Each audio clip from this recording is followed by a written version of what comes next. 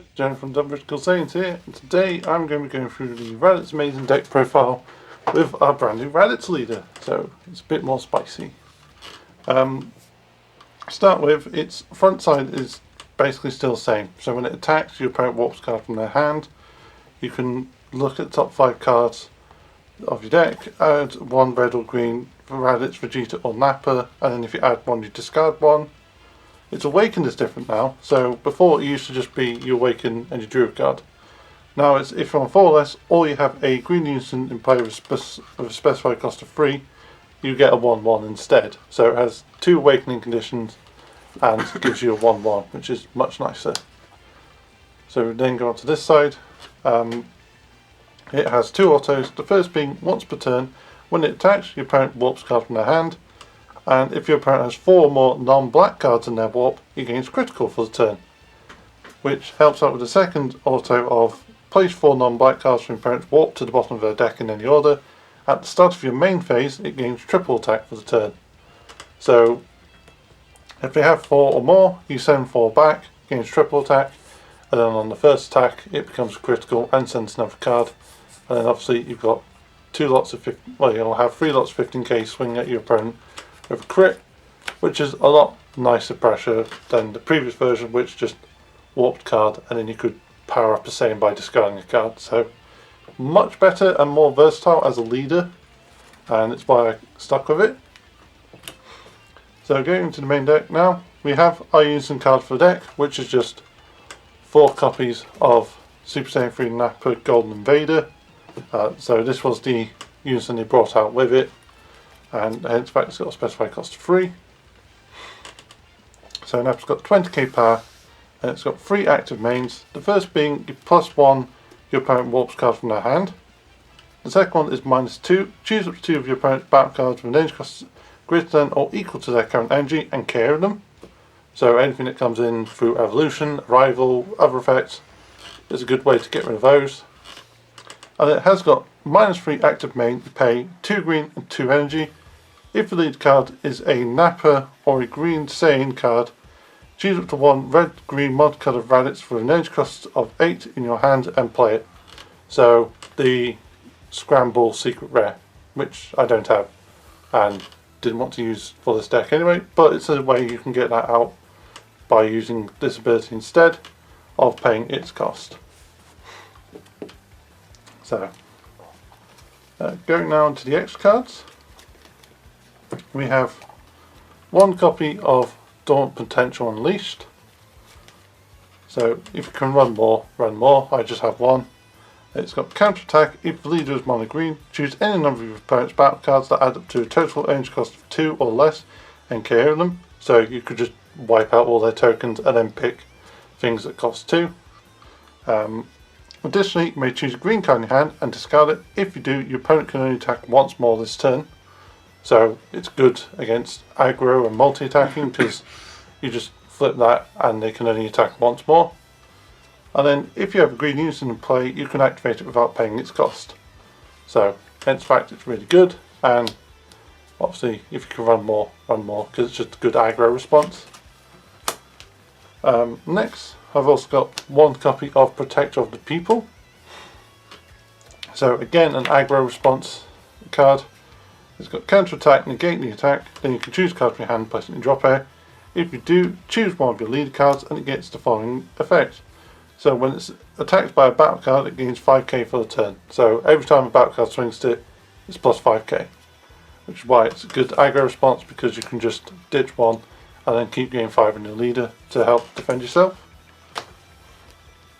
Next, we've got 3 copies of Sensu Bean, because we're now playing this as a blue-green deck. So Sensu Bean, obviously you pay 1, you untap 2 and give a card 5k. So it's just a way of keeping your energy cycling because we're using blue. Next, there's 2 copies of the Shocking Death Ball. So negates the attack if your leader is green, and then you can pop 1 of your opponent's cards that cost 2 or less. And if you have 5 or more on the drop, you can pay skill by taking a life instead of paying the energy cost. So it's just a negate that lets us, that you can activate for free and pop something, which always comes in handy. Next we have a singular copy of Hidden Potential. So this is a counterplay that's blue-green. If the leader is green, and if the battle card being played has energy cost of 4 or less, it's placed in the owner's drop area instead of being played, then you can get one of your blue or green energy back to active mode. So essentially it costs 1 to counter, and it's a I can't remember what it's called in green, but it gets rid of puts the card straight into the drop and gives you an energy back, so you pay 1 to counterplay one of their battle cards. And finally we have a single copy of Homicidal Clones. So these kind of negates are staple in decks now, because you negate the attack and then you play a token which has block for the turn, and then if you're on 5 or less you can just take a life instead of paying its cost, and then it just gives you a block token which you just throw as soon as you can at one of your opponent's attacks because it's a blocker, and afterwards it will just be a 5k beat stick, so it's like, why bother keeping it?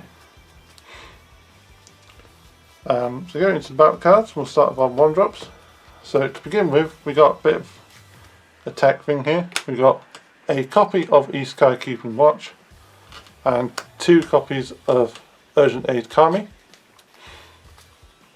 So these are here just as kind of punishment for my opponent and like constant response cards. So the Isekai Keeping Watch, when you play it you draw a card, and then it's got a secondary order of during your turn, when your opponent plays a battle card, your opponent chooses 1 card in their hand and places it at the bottom of their deck.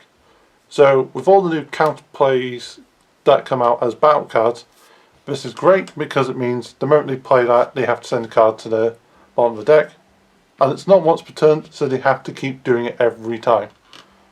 The Kami, again, when it's played you draw a card, and then once per turn when your opponent switches an energy to active mode using a non-awakened skill, during their turn, they have to choose one of their energy and place it in the drop area. So if they use a Sensu Bean, you can kill one of their energy, or any other effect, so long as it's not their awakened skill. So yeah, these are just in here as response cards, because again, Kami is energy punishment, and this is punishment for anything that comes into play during your turn. So the new counter plays, maybe a counter attack, or they've got a rival that they use. So then it just punishes them for doing that. Next we got 2 copies of Kakunsa, Feral Fury. So it's got unique, 4k, on play you draw a card, and it's got active main, once per turn you burst 2. If your opponent has 8 or more cards in their hand and you have 3 or more energy, gain 16k and double strike until the start of your next main phase. So chances are with hand destruction you're not likely to do that, but it's good to have in here in case they can build up a hand, because then you can just play, okay, well you're on 8, I'll mill 2, give this thing double strike, and then I'll start taking cards away from your hand, because you can just initiate that at any point and just get some hand destruction. Well, I have something for your hand destruction to tie in with. And finally for our 1-drops, we've got 3 copies of Rebian Pretty Cannon Unleashed. Again, it's got unique. On play, you look at 5 cards from the top of your deck, add 1 green Universe 2 or Heroine card to your hand. So there are a few in here that are the main squadron that are Heroine, and obviously Universe 2 does cover a good chunk of the deck, so works out. And then it's also got active main once per turn, burst 2, pay 1, if your leader is green or a Heroine card and you have 3 or more mono green energy, no, not mono green, 3 or more green energy, sorry. Play up to 1 Universe 2 card with energy cost 3 or less and a different character name to one of your battle cards, and then shuffle your deck. So it's just a way of getting a card up for a much cheaper cost, because you just pay 1, mill 2, play 1 out, as long as it doesn't have the same character name. Which there are 4 different options. That's very easy to pick one. So next, going into our 2-drops. There's quite a few of these. To start with, we've got 4 copies of Android 17 Protector of Wildlife. So this is in here as charge fodder because of its permanent skill. If there's already a blue-green multicolor in your energy, it it loses energy exhaust. So it's just there as charge fodder because we can throw something like Hidden Potential or the Kusu here and then just charge 17s. But it does also have auto once per turn. When your opponent combos, choose one of those cards and place it in the bottom of your opponent's deck, then negate the skill for the duration of the game. So on each one it gets negated, like it negates the skill once per game. So you could run all 4 on the field and do it 4 times. But like I said, most of the areas are charge fodder because of being multicolour. Next is our super combo, which is 4 copies of Defending Father Paragus. So when you're on 4 or less, if your lead is green, you draw 2 and choose 1 card from your hand, place it in the warp. So it's just a way of cycling through the deck and getting rid of cards we don't need, which is why it's such a good super combo. And because we're multicolour, it means we can't run Gohan. Well, Great Saiyan, I should say. Next, we got 4 copies of Girl Warrior Brienne de Chateau. So it's 2 cost 10k with barrier, and then when it's played, look at 7 cards from top of your deck, add up to 1 main squad to your hand, and shuffle the deck. So it's just here as our evolution target. It searches the deck, and thanks to the new Brienne, we can play it from our deck because this is Brienne, the other one's Brienne, so different characters according to the game. Next, we have 2 copies of Kusu, Angel of Universe 10. So this is a counterplay of playing the card. She has 2 autos. So if you have 1 or more multicolour energy, when this card in your hand is played or used in a combo, your opponent chooses 1 card in their hand, place it at the bottom of their deck. It does have a combo cost of 1, so bear that in mind if you're doing it as a combo. And then it's got secondary auto of when this card is played, choose 1 of your opponent's battle cards with an energy cost of 6 or less and place it at the bottom of the owner's deck. So if you use it as a counterplay, you can make them send a card and a battle card to the bottom of their deck, which is really good. And then she's just a 15k beta, or you can just throw her to do the combo effect. So it's just in here as another counterplay. And if you're playing green-blue, you'll want Kusu in the deck because it's just a really good counterplay, and it does work because you're playing green-blue. Finally, we have a singular copy of Brienne Punishing Passion. So it's just a active main, pay 2. If the lead is green and you send this card from your drop to your warp, your opponent chooses 2 cards from their hand and place them in the drop area. So it's just a pay 2 to make your opponent discard 2. And it's just also a fodder card because you need 5k combo. Just like, oh, well, there we go. Do that, throw it in the drop, get it set up. So next we have our 3 costs. To start with, we have a singular copy of Broly, Omen of Evolution. So this again is just a tech card. It's got active battle, place this card and send its drop area from your combo area. Choose up to 1 battle card with an energy cost of a combo cost of 0 in your opponent's combo area and place it in the energy drop. So if your opponent throws a 5k or super combo, that's a 0-10k, you can just put Broly in, immediately sub it out and get rid of the super combo or the combo card in question. So it's just a nice way of reducing their combo, and it's only a one-off because most of the time you can just out combo, but it's just good to have it as a response in case your opponent's trying to push something. You can play, actually I'll Broly to save myself a bit of skin.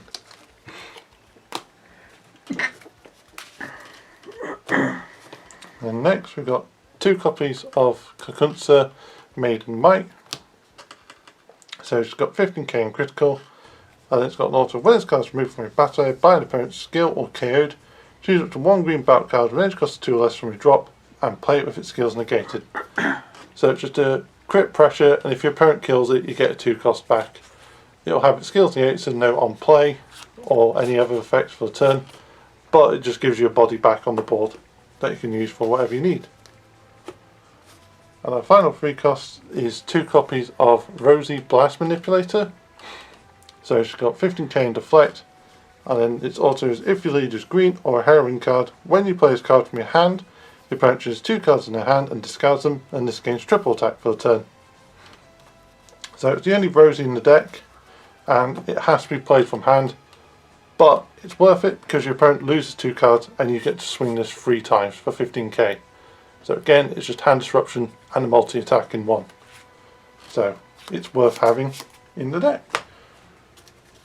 And obviously you can run more if you want to. You could arguably take out the Kakunsa just to run forward, but the Kakunsa can be pretty handy.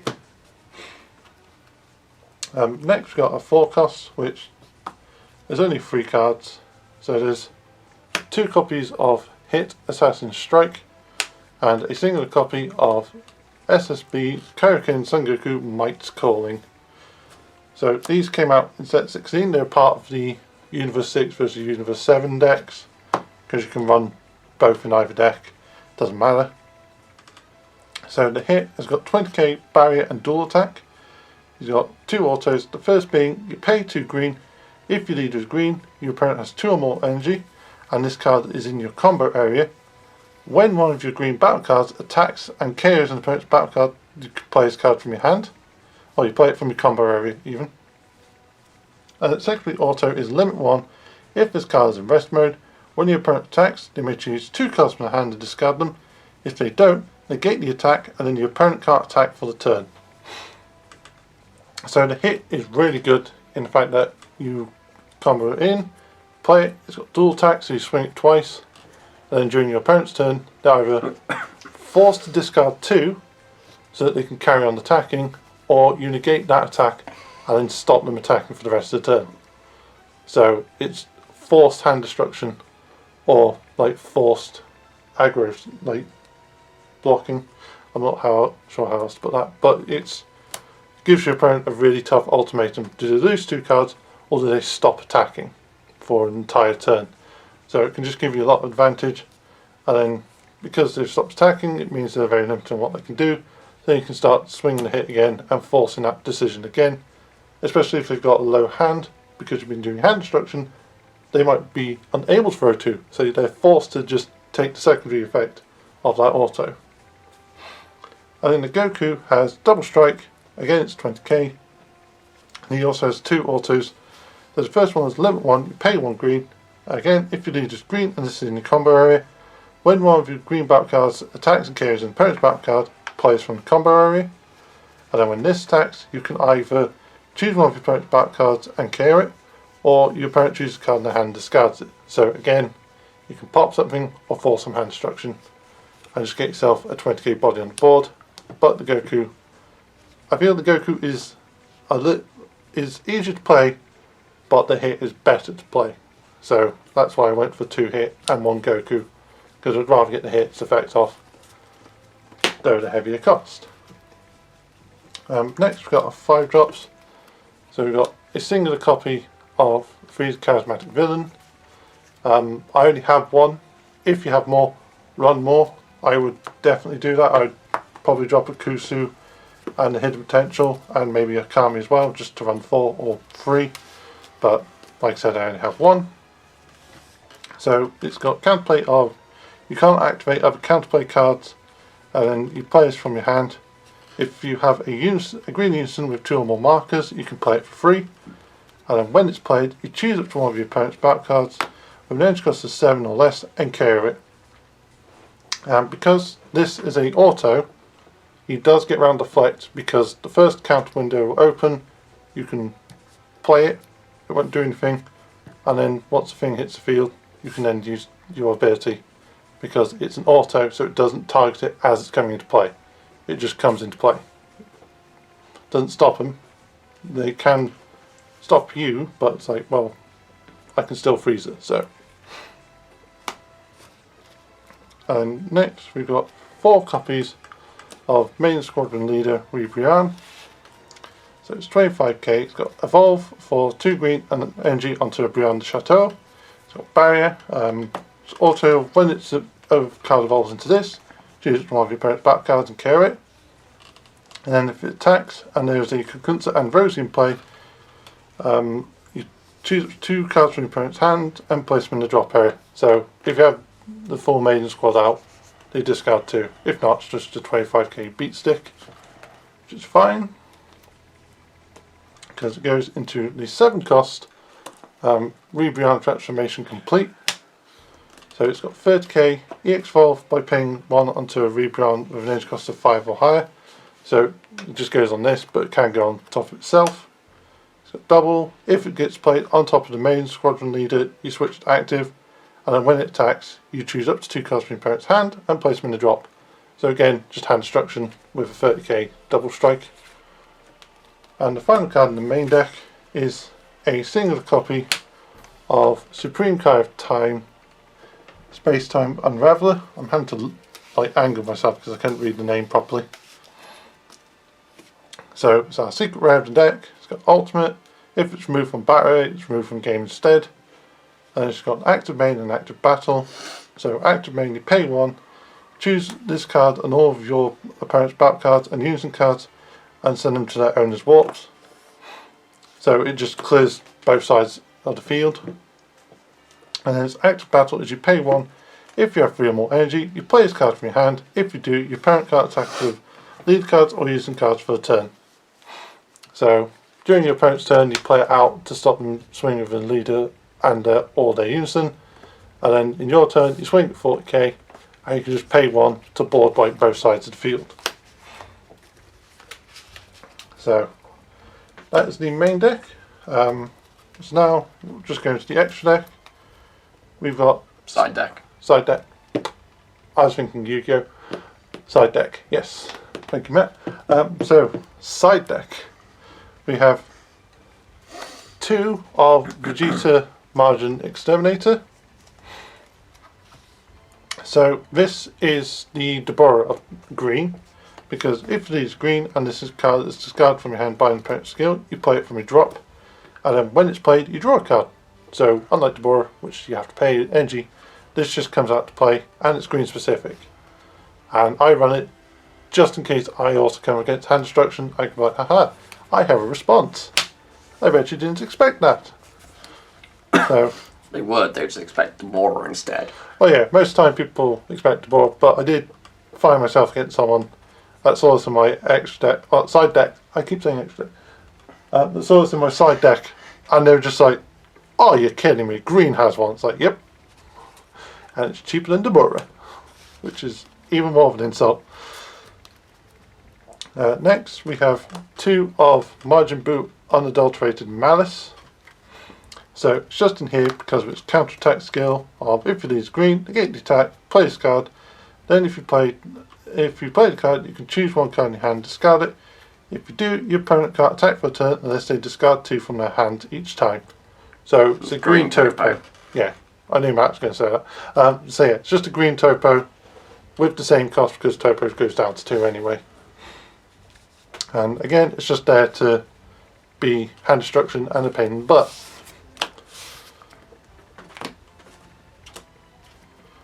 Next, there is 2 copies of Sorrowful Strike Tian Shinhan, which is auto when you come with this card. If leader is green, you choose 1 card from your hand, place it in the drop area. If you do, you gain 1 of the following effects.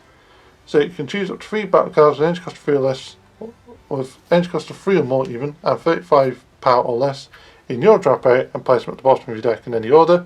Or you can choose 1 battle card in your opponent's drop area and return it to the opponent's deck, then shuffle their deck. So this was here just to get rid of anything that my opponent would play from drop or would require in the drop to then chain in a different effect. So I could just be like, I will just tien that away. For example, you've got the Yellow Sun Goku that you can just pay 2 to warp it and draw 2 cards. Draw monkeys, we like to call it. So yeah, you could just get rid of something like that. Or there's other cards, I can't think of names from the top of my head because... What? Whatever it's called. I could, before the tournament I could pronounce it. It's the 1 cost thing from a draft box. Yeah, the Universe 3 robot thing? I don't know. I did see someone play it, but they never used it, so I was just like, okay, that's... Somebody used it against me with their U7 Goku deck, and I just kept playing it back into their deck. Oh. Well, yeah, the first time I went up against had U7 Goku, they put it in the drop, and I was just like, okay, that's going to go off. And they just never bothered. It's like, alright, sure. So yeah, next we have 2 copies of Tactical Victory Vegeta, which, when you place a card, you choose up to one field card in your opponent's battle area and place it in your own drop area. So you can just pop their field. Which, yeah, I ran this in case I came across anything that relied on its field. So it could disrupt King Cold, it could disrupt the yellow Gohan deck that just plays a bunch of fields. I went up against a Red Brody and they were like, I'm so glad you didn't play that against me, even though I did side it in. I had a real hope that I could come across a Kaioken Goku and just be like, no more King Kai's playing it. That is much to tell you that you weren't going to see that. Yeah. Well, apparently there was one there. Was there? There was one, like, one of my parents said they had seen one, and I was like, God, I hope I go up against them so then I can just be like, Vegeta. Because, yeah, it just pops the field, which is why I ran it. I figured if my opponent's playing a field-heavy deck, I want a response. Or they play a deck that just starts with a field. Yeah. So 21 as well. Yeah. 20, yeah, I'm just trying one. Which my opponent won't see that coming. Because it's just one of those cards that came out in Clash Fates and has had like no use since. I've got a copy of Android 18 ready to fight. So if your leader's green, when you take it down from an opponent's non-keyword skill, you may play this card from your hand. If you do, add the top card of your deck to your life, and you can't activate other copies of this card for the game, which is why I just ran one. And it was just there in case my opponent had a form of burn damage. I could be like, okay, I'll recover and play a 19k beat stick. So, but I didn't really come across any use for it. It's a shame. Next, we got a second copy of the Goku, just in case I wanted to run two, or I wanted to swap out a hit for a Goku. So yeah, it's just another one of these Gokus. Next is a copy of Majin Buu Unadulterated Destruction. So it's 5 cost 30k, Deflect and Revenge. Permanent whilst it's in rest mode, your opponent can't attack your lead card unless they discard 2 each time. So again, hand disruption. It's 2 autos. So the first being, when this card is played from your hand, choose all other non-token cards in all battle areas and all using areas, ignoring barrier, negating the skills, and place them in your owner's drop areas.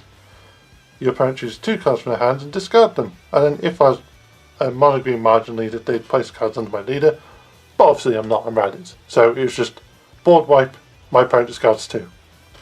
And then if I'm on 5 or more energy, and if this card is placed in the drop area from battle area by an opponent's skill, you play it from drop area. So it just comes into play again. And then you have a 30k revenge, which, whilst in rest mode, they have to discard 2 to attack your leader. So it's just a big ass deadly defender. Next for back card, there's Scientist Fu. So Overwhelm 7, pay 1, play him out, double strike, and then when it's played using Overwhelm, draw 2. So it's just there as kind of a draw engine and a way of just throwing the sneak attack on my opponent. So just again a tech card in case I needed it. And then we have 3 extra cards. The first being damage negation. So counter attack, you negate the attack, and then you don't take damage from your opponent's non-keyword skills for the turn. So they have to hit you with double and triple strikes and criticals basically. So it's just another way of slowing some aggro down. If they're just playing a lot of battle cards that only do 1, you can be like, well, damage negation, you have to hit harder to be a threat. So comes in handy because it does stop most unisons and leader cards. And the last 2 in the extra deck were just another copy of Protector and Homicidal Clones in case I needed multiple. So and that's the deck you took to the expo. Yep. So there we are. That is the new and improved Raditz Maidens blue-green. Let me know what you think in the comments below about the deck and the side deck, or what you took to the expo itself. And as always, I'll see you next time. Bye!